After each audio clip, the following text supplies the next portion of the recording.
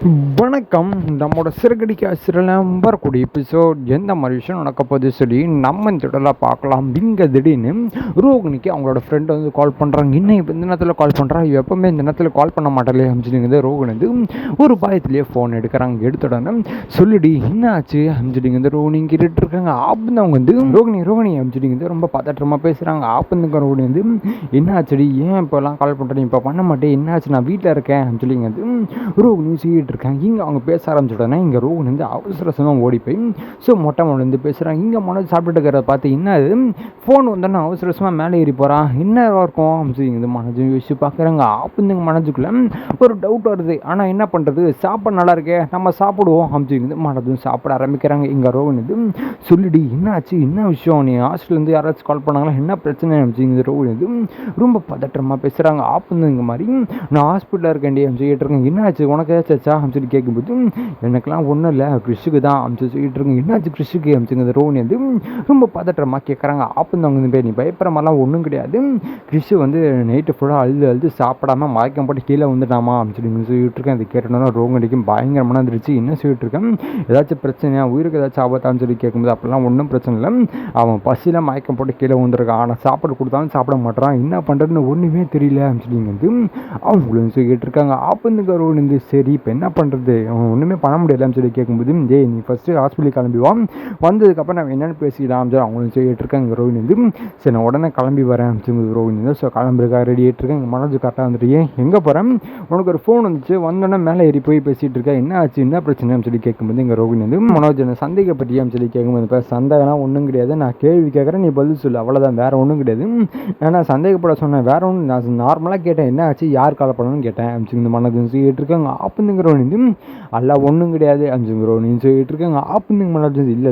ஏதோ ஒன்று இருக்குது, என்ன விஷயம் சொல்லி அமிச்சுங்க மனோஜும் கேட்டுட்டு இருக்கேன். இங்கே ரோகிணிக்கு ஆஹா என்னடா இப்படிலாம் கேட்டுட்டு இருக்கான் அமிச்சுங்க ரோஹிணி இது மனசு நினச்சிட்டு இங்கே பாரு அதெல்லாம் ஒன்றும் கிடையாது, நான் அவசரமாக கிளம்பணும், கிளைண்ட்டு தான் கால் பண்ணாங்க, கிளைண்ட்டை பார்க்குறதுக்காக போகணும் அமிச்சுங்க ரோஹிணி சொல்லிட்டு இருக்காங்க. ஆப்புந்துங்க மனோஜ் வந்து ஓ அப்படியா சரி முன்னாடியே சொல்லியிருக்கலாம்ல, எதுக்கு நீ சந்தேகப்பட்டியா அப்படி கேட்குறேன் இப்படி கேட்குறேன் கேட்டுட்டு இருக்கேன் அமிச்சுங்க மனோஜ் கேட்டுட்டு இருக்காங்க. ஆப்புந்துங்க ரோஹிணி இங்கே பாரு எனக்கு இப்போ சண்டை போடுறதுக்கு மூடு கிடையாது, நீ தேவையில்லாமல் என்கிட்ட பிரச்சனை பண்ணிகிட்டு இருக்காத அமிச்சுங்க ரோஹிணி சொல்லிட்டு இருக்காங்க. ஆப்புந்துங்க மனோஜன் சரி நீ கிளம்பி அமிச்சுங்க மனோஜன் சொல்லிட்டு மனோஜன் ஷோருக்கும் கிளம்பி போகிறாங்க. ரோஹிணி அவசரமாக கிளம்பி ஹாஸ்பிட்டலுக்கும் கிளம்பி போகிறாங்க. பொண்ணுங்க ரோஹிணி ரொம்ப பயத்தில் என்ன ஆச்சு சொல்லி கேட்டுட்டு இருக்காங்க. அதெல்லாம் ஒன்றும் பிரச்சனை, ஃபோனில் சொன்ன மாதிரி தான், எந்த பிரச்சனையும் கிடையாது, டாக்டர் செக் பண்ணி பார்த்துட்டாங்க, இப்போ கிறிஸ்டின் நார்மல் தாண்டி அமிச்சு அவங்களும் சொல்லிட்டு இருக்காங்க. ஆப்புந்துங்க ரோஹிணி சரி இப்போது பார்க்கலாமான்னு சொல்லி கேட்கும்போது அதில் இப்போ பார்க்க முடியாது, அவன் தூங்கிட்டு இருக்கான், அழுதுட்டு இருந்தான், ஸோ அதனால தான் ஊசி போட்டு அவனை தூங்க வச்சுருக்காங்க அவனு சொல்லிட்டு இருக்காங்க. ரோஹிணி என்னடி பண்ணுறது, என்னால் என்ன பண்ணுறதுன்னு ஒன்றுமே தெரியல அப்படின்னு சொல்லிட்டு இருக்காங்க. நீங்கள் அவங்க வந்து நான் தான் யோசிச்சுட்டு இருக்கேன், இப்போ இதுக்கு மேலே ஹாஸ்டலில் வச்சா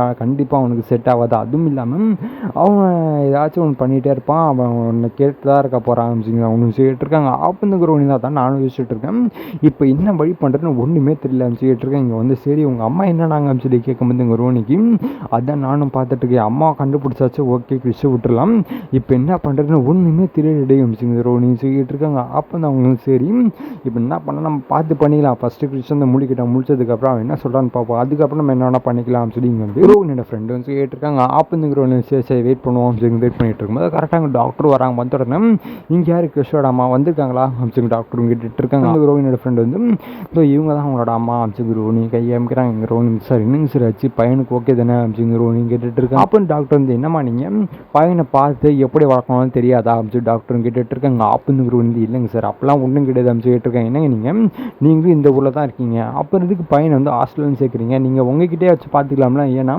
அவன் உங்களை தாங்க கேட்டுட்டு இருக்கான், சாப்பாடு வாங்க மாட்டேங்கிறான் அப்படின்னு சொல்லிட்டு இருக்காங்க. இங்கே ரோஹினி இல்லைங்க சார் என்னோட சுச்சுவேஷன் சார் அப்படின்னு கேட்டிருக்காங்க. என்னங்க சுச்சுவேஷன், பெரிய ஆளுங்க தான் சுச்சுவேஷன், ஆனால் சின்ன பையனுக்கு எந்த சுச்சுவேஷன் கிடையாதுல, நீங்கள் தான் உங்களை பத்திரமா பார்த்துக்கணும், அதை விட்டுட்டு ஹாஸ்டலில் கொண்டு போய் விட்டால் எல்லாமே சால்வ் ஆகிடுமாங்க டாக்டரும் கேட்டுட்டு இருக்கேன். இங்கே ரோஹினிக்கு என்ன பேசணும் ஒன்றுமே தெரியாமல் இல்லைங்க டாக்டர் எனக்கும் இப்படி பண்ணணும்னு ஆசை இல்லை, என்ன பண்ணுறது சொல்லிட்டு இருக்கேங்க. டாக்டரும் சரி ஏதோ உங்களோட பர்சனல், ஆனால் நீங்கள் தான் பார்த்துக்கணும் பையனை சொல்லி டாக்டரும் சொல்லிட்டு இருங்க. ரோஹினி சரிங்க டாக்டர் இப்போ போய் பார்க்கலாமான்னு சொல்லி கேட்கும்போது டாக்டர் வந்து சரி இப்போ போய் பாருங்கள், கண்ணை முடிச்சு தான் இருக்கான் அப்படின்னு போய் பாருங்க அப்படின்னு சொல்லி இந்த டாக்டரும் சொல்லிட்டு இருக்குங்க. அப்போ ரோஹினி கிளம்பி போயிட்டு ரோஹினியை பார்க்குறாங்க. பார்த்த உடனே கிருஷ்ணன் வந்து ஓடி போய் கட்டி பிடிக்கிறாமா அப்படின்னு சொல்லி வந்து கிருஷ்ணன் சொல்லிட்டு இருக்காங்க. அப்போ ரோஹினி வந்து ரேஸ் எப்படி இருக்க உடம்பு பரவாயில்லையா அப்படின்னு சொல்லி வந்து ரோஹினி கேட்டுட்டு இருக்காங்க. ஆப்பந்து கிருஷ்ணன் தான் ஓகே சாப்பிட்றியா அப்படின்னு சொல்லி ரோஹினி கேட்டுட்டு இருக்காங்க. ஆப்பந்து கிருஷ்ணன் வந்து ஓகேம்மா நான் சாப்பிட்றேம்மா அப்படின்னு சொல்லி கிருஷ்ணன் சொல்லிட்டு இருக்காங்க. ஆப்பந்துக்கு ரோஹினி ரோஹினி இந்த ரோஹினோட ஃப்ரெண்டு கிட்ட சாப்பிட முடியாது வாங்கிட்டு ஆரம்பிச்சு ரோஹினி சொல்லிட்டு இருக்காங்க. அப்போ வந்து அவங்க வந்து சரி நீ போய் வாங்கிட்டு வரேன் சொல்லிட்டு அவங்களும் போயிட்டு சாப்பாடை வாங்கிட்டு வராங்க. வந்துடுறேன் என்ன கிரீஷ்